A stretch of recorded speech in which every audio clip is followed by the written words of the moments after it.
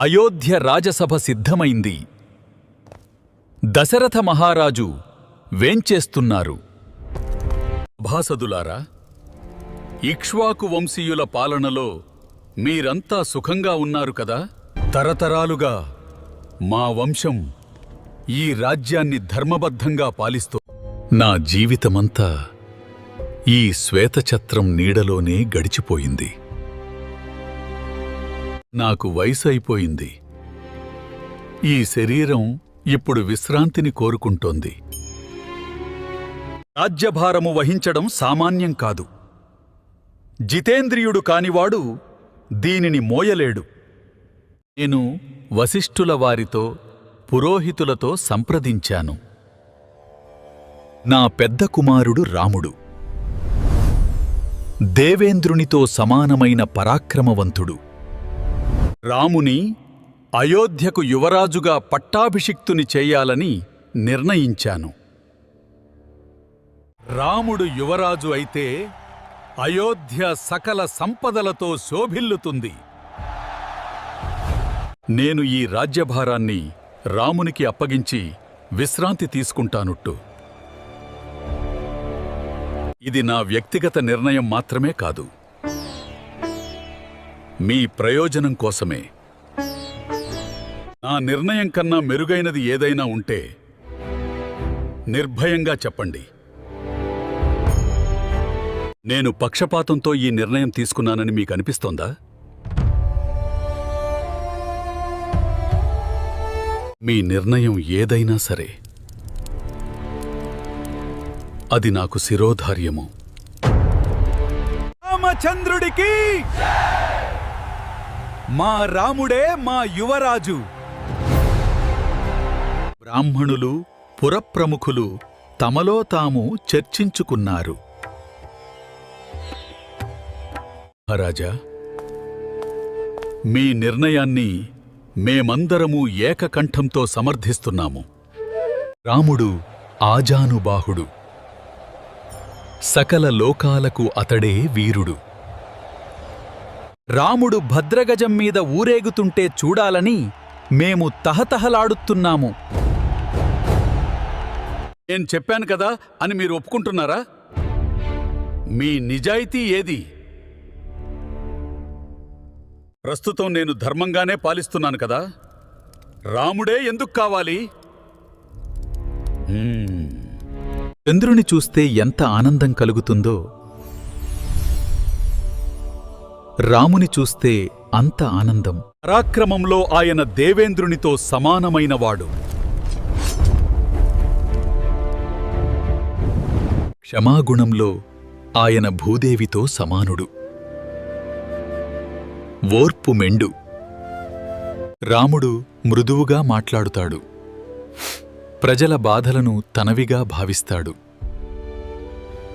ఆయన ఇంద్రియ నిగ్రహము కలవాడు. మూర్తీభవించిన శాంతస్వరూపుడు. రాముడు వేదాంగములను, అనేక శాస్త్రములను అధ్యయనం చేశాడు. సంగీత, నృత్య కళలలో కూడా ఆయనకు అపారమైన ప్రవేశముంది. రాముడు జైత్రయాత్రకు వెళితే విజయుడైగాని తిరిగిరాడు. తిరిగి రాగానే తల్లిదండ్రులకు శిరస్సు వంచి నమస్కరిస్తాడు. పౌరులను పేరుపేరునా పలకరించి వారి యోగక్షేమాలు అడుగుతాడు. ఎవరికి బాధ కలిగినా రాముడు తన బాధగా భావించి కరిగిపోతాడు. ఆయనకు అనవసరమైన కోపం లేదు, పక్షపాతం లేదు. రాముడు ఒక్క అయోధ్యనే కాదు, ముల్లోకములను పాలించగల సమర్థుడు. రాముడు తమకు ప్రభువు కావాలని ప్రతి ఇంట్లోనూ ప్రార్థనలు జరుగుతున్నాయి. ఆయన ఆయురారోగ్యాల కోసం ప్రజలంతా దేవతలకు మొక్కుకుంటున్నారు. ఇటువంటి సద్గుణ సంపన్నుడు తమకు పుత్రుడిగా పుట్టడం మీ సుకృతము. ప్రజల మాటలు విని దశరథుని గుండె గర్వంతో ఉప్పొంగింది.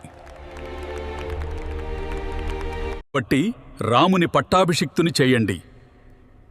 మేము చూచి ఆనందిస్తాము. రాముడు యువరాజ పట్టాభిషేకానికి సర్వదా అర్హుడు. సకల లోకములకు నామము రామచంద్రుడే.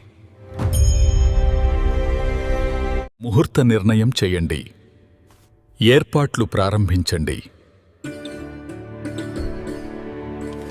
రాముని పట్టాభిషేక వార్త అయోధ్య అంతటా వ్యాపించింది.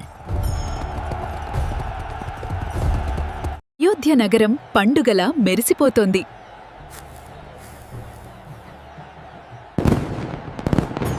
రాముడు వినయంతో అందరి ఆశీస్సుల్సు అందుకున్నాడు. కుమారా, ఈ ప్రజాభిప్రాయమే నీకు శ్రీరామరక్ష. మీరందరూ ఈ ఉత్సవంలో పాల్గొని మమ్మల్ని దీవించాలి. వేదమంత్రోచ్చారణలతో అయోధ్య పులకించింది. ప్రజలే నా ప్రాణాలు, వారి సంతోషమే నా ధర్మం. పట్టాభిషేకానికి సర్వం సిద్ధమవుతోంది. రేపటి సూర్యోదయం రాముని పట్టాభిషేకానికి నాంది. శాసనం ఖరారైంది. శ్రీరాముడే మన యువరాజు. ధర్మ సంస్థాపనార్థాయ, రామరాజ్య స్థాపనకు అడుగులు. పురప్రముఖులందరూ ముక్తకంఠంతో రాముడే తగినవాడని పలికారు. వారి మాటలు విన్న దశరథుడు ఎంతో సంతోషించాడు. పురప్రముఖులారా, నా జ్యేష్ఠపుత్రుడు రాముని యువరాజుగా మీరు అంగీకరించడం నాకు చాలా ఆనందంగా ఉంది. రాముని పాలనలో మీకు సర్వదా శుభమగుగాక. గురుదేవులారా, రాబోవు చైత్రమాసము పట్టాభిషేకమునకు అనువైన సమయము. చైత్రమాసములో రాముని పట్టాభిషేకమునకు తగిన ఏర్పాట్లు చెయ్యండి. పురజనుల హర్షధ్వానాలు, జయ జయధ్వానాలు. మహాత్మా, రామ పట్టాభిషేకమునకు అధికారులకు తగిన ఆదేశాలు ఇవ్వండి. అలాగే మహారాజా, అధికారులారా, పట్టాభిషేకమునకు కావలసిన సంభారములు సిద్ధం చెయ్యండి. బంగారము, రత్నములు, అభిషేక ద్రవ్యములు సిద్ధం చెయ్యండి. రకరకాల పుష్పమాలలు, లాజలు, తేనె, నెయ్యి సమకూర్చండి. నూతన వస్త్రములు సిద్ధంగా ఉంచండి.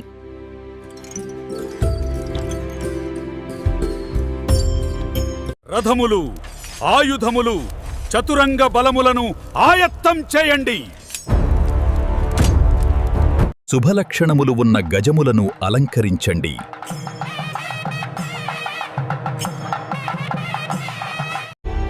ఛత్రము, చామరములు, తెల్లటి ధ్వజము సిద్ధంగా ఉంచాలి. బంగారముతో చేసిన పాత్రలను సిద్ధం చెయ్యండి. బంగారు తొడుగులు వేసిన కొమ్ములు కల వృషభమును తీసుకురండి. పులిచర్మములను రాజుగారి అగ్నిహోత్ర గృహములో ఉంచాలి. అంతఃపురమును, ద్వారములను పుష్పమాలలతో అలంకరించండి. సుగంధ ద్రవ్యములతో అంతఃపురమంతా సువాసనలతో నిండిపోవాలి. పాలు, పెరుగు, నెయ్యి మొదలగు ఆహార పదార్థములను సమృద్ధిగా ఉంచండి. బ్రాహ్మణ సంతర్పణలు ఏ లోటూ లేకుండా జరగాలి. బ్రాహ్మణులను సత్కరించుటకు కావలసిన సంభారములు ఏర్పాటు చెయ్యండి. రేపు ఉదయమే బ్రాహ్మణులు స్వస్తివాచనము పలకాలి. రాజవీధులను పన్నీటితో తడపండి.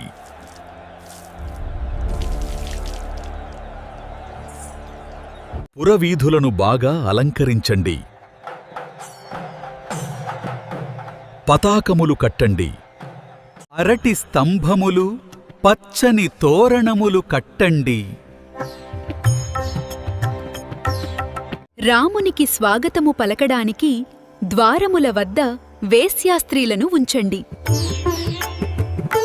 అయోధ్యలో ఉన్న అన్ని దేవాలయములలో పూజలు జరిపించండి. దేవునికి నివేదించుటకు అన్న ప్రసాదములు ఏర్పాటు చెయ్యండి.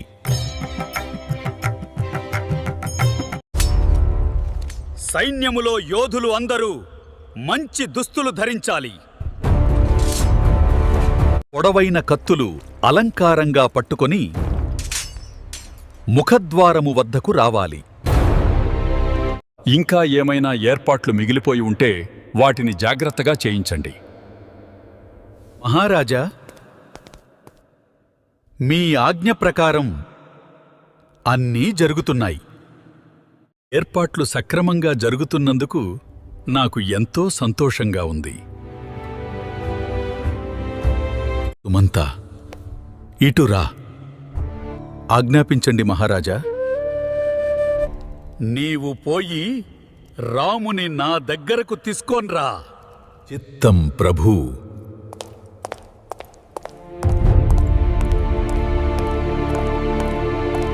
సుమంతుడు రాముని భవనానికి చేరుకున్నాడు.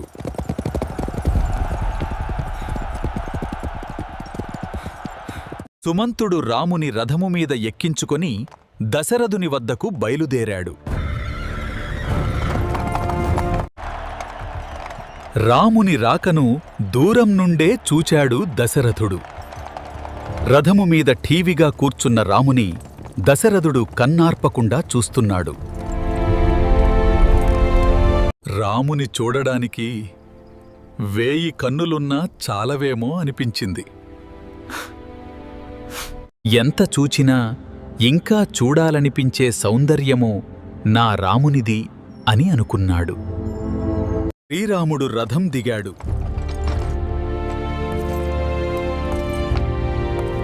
రాముని వెనక సుమంతుడు వినయంగా నడుస్తున్నాడు. రామచంద్ర ప్రభువు సభలోకి ప్రవేశించాడు. రాముడు తండ్రి పాదములకు భక్తితో నమస్కరించాడు.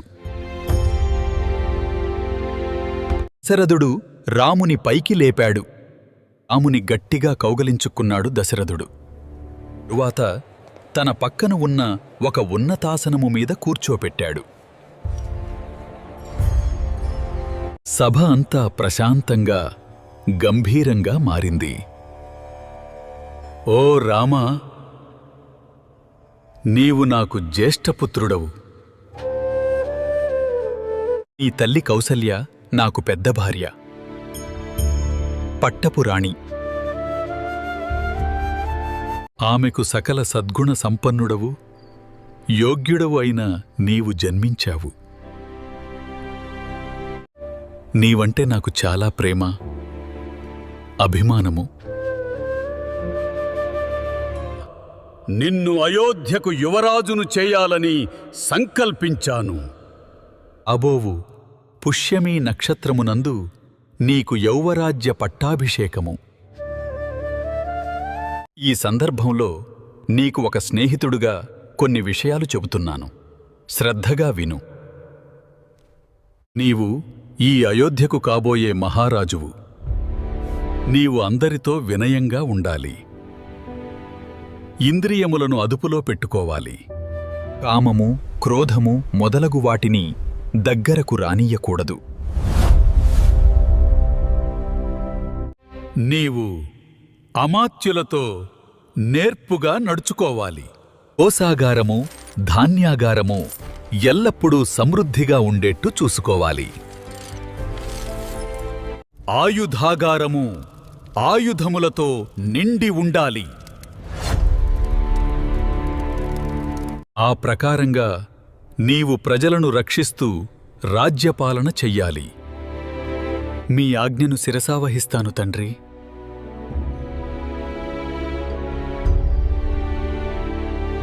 ఇంతలో రాముని మిత్రులు ఈ సంతోష వార్తను చెప్పడానికి పరుగున వెళ్లారు. కౌసల్య మాత! రామునికి పట్టాభిషేకం. కౌసల్య సంతోషంతో పొంగిపోయింది. ఆ వార్త తెచ్చిన వారికి బంగారు ఆభరణములు బహుమానంగా ఇచ్చింది. రాముడు తండ్రికి నమస్కరించి సెలవు తీసుకున్నాడు. తన గృహమునకు ప్రశాంతంగా వెళ్ళాడు శ్రీరాముడు. అయోధ్య అంతటా పండుగ వాతావరణం నెలకొంది. శ్రీమద్ రామాయణము అయోధ్యాకాండము